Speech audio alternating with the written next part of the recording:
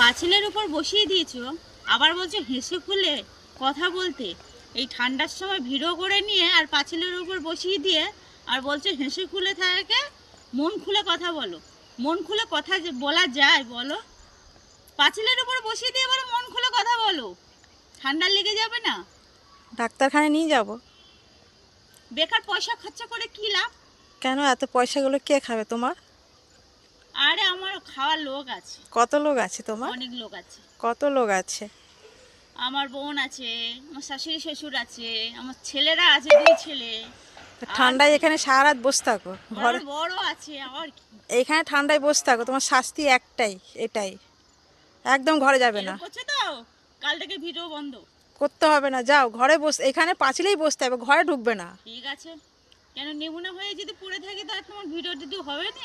করতে হবে না, ঠিক আছে, আবার কি? এইখানেই বস।